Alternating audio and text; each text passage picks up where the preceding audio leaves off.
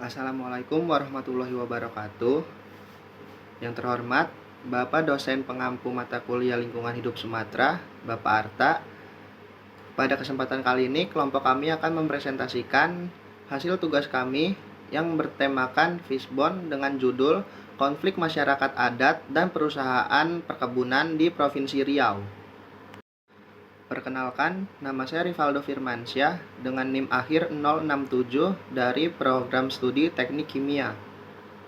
Perkenalkan, nama saya Irfan Ananda Putra dengan NIM 123280047 dari Prodi Teknik Kimia.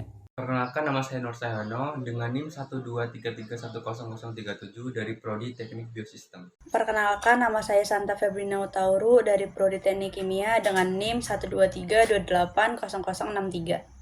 Perkenalkan, nama saya Glenn Galingging dengan NIM akhir 057 dari Prodi Teknik Kimia. Perkenalkan, nama saya Zainal Arifin dengan NIM 123280072 dari Prodi Teknik Kimia. Jadi di sini ada latar belakang. Provinsi Riau merupakan salah satu provinsi di Indonesia yang terletak di bagian tengah Pulau Sumatera, yang memiliki luas wilayah sebesar 87.024 km. Provinsi ini memiliki sumber daya alam baik kekayaan yang terkandung di perut bumi berupa minyak bumi dan gas serta emas, maupun hasil hutan dan perkebunannya. Jumlah penduduk Provinsi Riau berdasarkan data Badan Pusat Statistik atau BPS, Provinsi Riau pada tahun 2010 sebesar 5.543.031 jiwa. Riau saat ini merupakan salah satu provinsi terkaya di Indonesia dan sumber dayanya didominasi oleh sumber daya alam yang baik, terutama minyak bumi, gas, alam, karet, kelapa sawit, dan perkebunan serat. Apa itu konflik?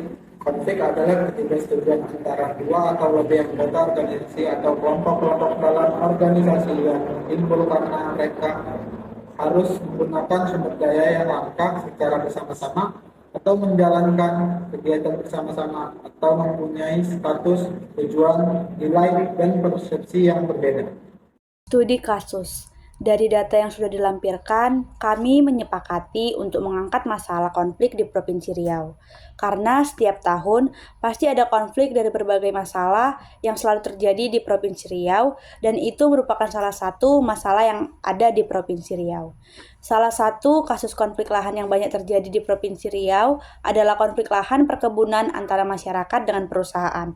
Tipologi konflik yaitu permasalahan reklamasi lahan oleh masyarakat.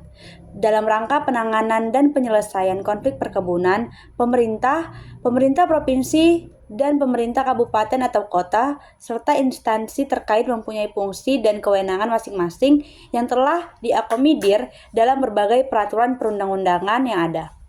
Penyelesaian permasalahan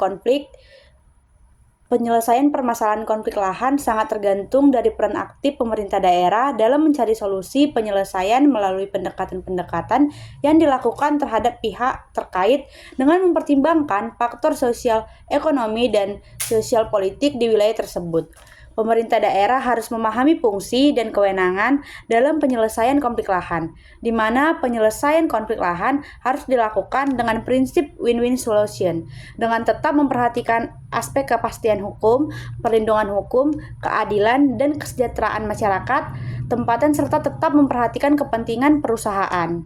Salah satu bentuk konflik antara masyarakat dengan perusahaan perkebunan. Hadirnya perusahaan perkebunan kelapa sawit menyebabkan konflik antara masyarakat dengan perusahaan perkebunan kelapa sawit di Kecamatan Peranap, Kabupaten Indragiri Hulu, Riau. Pemicu permasalahan yaitu ketidakpuasan masyarakat dengan keputusan perusahaan sehingga menimbulkan konflik antara masyarakat dengan perusahaan tersebut. Pemicu konflik lainnya disebabkan karena perusahaan merampas tanah, tidak memberi ganti rugi yang rendah, koperasi sebagai wadah perusahaan diberhentikan, dan keterlambatan sisa hasil usaha atau SHU, sehingga memicu terjadinya perlawanan dari masyarakat terhadap perusahaan. Selanjutnya, pengelompokan faktor-faktor. Yang pertama, kurangnya pemahaman dan komunikasi antara masyarakat adat dan perusahaan perkebunan. Terdapat M.1.1. Yang kedua, ketidaksetaraan dalam pengambilan keputusan antara pihak masyarakat adat dan perusahaan perkebunan. Terdapat di M.1.1.1. Yang kedua, MUNI. Perbedaan dalam pembagian hasil dan kompensasi antara masyarakat adat dan perusahaan perkebunan. terdapat di M.1.2.1. Yang kedua, kemiskinan di kalangan masyarakat adat akibat eksploitasiannya oleh perusahaan perkebunan, terdapat di M.2.1.1. Yang ketiga, material. Penggunaan lahan yang berlebihan oleh perusahaan perkebunan menyebabkan kerusakan, terdapat di M.3.1. Kehilangan sumber daya alam bagi masyarakat sekitar akibat konflik terkait dengan akses kepemilikan atas sumber daya seperti tanah dan air, terdapat di M.3.1.1. Yang keempat, market. Perubahan dalam pasar global yang mengakibatkan penurunan harga komoditas pertanian memperburuk kondisi ekonomi masyarakat adat yang bergantung pada hasil pertanian mereka, terdapat di M.4.1. Yang kelima, metode. Penggunaan metode pertanian dan pengelolaan sumber daya yang tidak berkelanjutan oleh perusahaan perkebunan menyebabkan kerusakan lingkungan yang mempengaruhi kehidupan masyarakat adat dalam jangka panjang, terdapat di M.5.1. Yang keenam, time.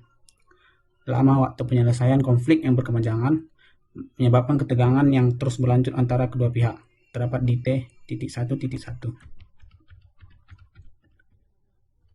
Yang ketujuh, teknologi. Penggunaan teknologi pertanian yang modern oleh perusahaan perkebunan mungkin tidak sesuai dengan praktik pertanian tradisional yang dijalankan oleh masyarakat adat, menyebabkan konflik terkait dengan cara-cara pengelolaan tanah dan sumber daya alam, terdapat di T.2.1. Yang ke-8, informasi. Ketidaktransparanan informasi dalam perusahaan perkebunan kepada masyarakat adat terkait dengan kegiatan operasional dan dampak lingkungan yang ditimbulkan, terdapat di I.1.1. Kedua, ketidakmampuan masyarakat adat untuk mengakses informasi dan pengetahuan tentang hak-hak mereka serta regulasi yang melindungi kepentingan mereka, terdapat di I.1.1.1. Berikut diagram fishbone yang kami buat dari studi kasus yang kami lakukan. Faktor penyebab 1 dan penyebab 2. Faktor yang pertama, M.4. Penyebab yang pertama, perubahan dalam pasar global yang mengakibatkan penurunan harga komoditas pertanian M.4.1. Penyebab yang kedua, memperburuk kondisi ekonomi masyarakat. Ada yang bergantung pada hasil pertanian mereka M.4.1.1. Yang kedua, M.3. Penyebab yang pertama, konflik terkait dengan akses dan kepemilikan atas sumber daya alam seperti tanah dan air M.3.1. Penyebab yang kedua, penggunaan lahan yang berlebihan menyebabkan kerusakan lingkungan dan kehilangan sumber daya alam bagi masyarakat adat M.3.1.1. Yang ketiga, M.5.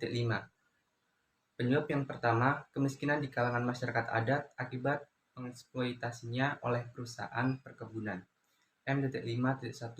Penyebab yang kedua, perbedaan dalam pembagian hasil dan kompensasi antara masyarakat adat dan perusahaan perkebunan M.5.1.1.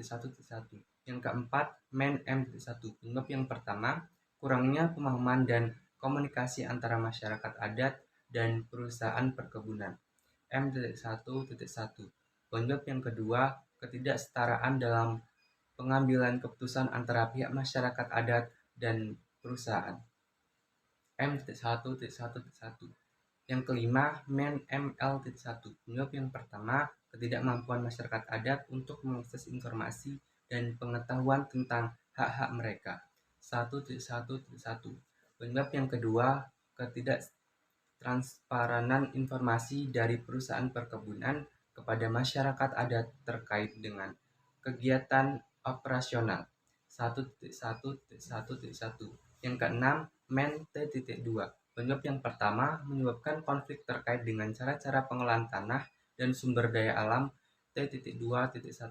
Penyebab yang kedua, penggunaan teknologi pertanian yang modern oleh perusahaan perkebunan mungkin tidak sesuai dengan praktik pertanian tradisional T.2.1.1. Yang ketujuh, T.1. Penyebab yang pertama, lama waktu penyelesaian konflik yang berkepanjangan menyebabkan ketegangan yang terus berlanjut antara kedua pihak. T.1.1. Yang ke-8, Men M.2. Penyebab yang pertama, penggunaan metode pertanian dan pengelolaan sumber daya yang tidak berkelanjutan oleh perusahaan perkebunan. M.2.1. Penyebab yang kedua, menyebabkan kerusakan lingkungan yang mempengaruhi kehidupan masyarakat adat dalam jangka panjang. M.2.1.1. Hasil identifikasi faktor potensial. Yang pertama, kurangnya pemahaman masyarakat adat dan perusahaan perkebunan yang mengakibatkan konflik yang berkepanjangan. Terdapat pada tulang M11, M111, MT211, T11, I11, dan I111. Kedua, kurangnya kepedulian masyarakat terhadap lingkungan. Terdapat pada tulang M211 dan M31. Ketiga, adanya perubahan dalam pasar dan pengeksploitasi oleh perusahaan perkebunan yang menyebabkan terjadinya kemiskinan. Terdapat pada tulang M41 dan M51. Yang keempat, kurangnya pemahaman cara pengelolaan sumber daya alam. Terdapat pada tulang M21, M31, dan T21. Yang kelima, ketidakadilan dalam kebijakan yang ditetapkan oleh perusahaan. Terdapat pada tulang M511 dan M411. Di sini ada solusi untuk mencapai harmoni dan berkelanjutan dalam hubungan antara masyarakat adat dan perusahaan perkebunan. Diperlukan pendekatan yang komprehensif. Langkah-langkah tersebut meliputi penyelenggaraan program pendidikan dan pelatihan guna meningkatkan kesadaran akan hak dan kewajiban. Kesimpulan yang kami dapat ialah masyarakat adat yang mengandalkan tanah dan hutan sebagai sumber penghidup mereka akan hilang jika diambil alih oleh perusahaan perkebunan. Dengan kepentingan perusahaan perkebunan yang ingin mengembangkan lahan untuk perkebunan skala besar. Dalam hal ini, perlindungan hak-hak masyarakat adat atas tanah dan sumber daya alam yang mereka kelola serta tradisional juga kurang. Hal ini menimbulkan rasa ketidakadilan dan konflik. Dampak negatif yang akan terjadi dari kegiatan perkebunan seperti kerusakan lingkungan, hilangnya akses masyarakat adat ke sumber daya alam, serta konflik sosial yang berkepanjangan. Karena itu, perlunya peningkatan dialog, negosiasi, dan upaya penyelesaian konflik yang melibatkan semua pihak terkait, termasuk pemerintah, perusahaan, dan masyarakat adat untuk mencapai solusi yang adil dan berkelanjutan.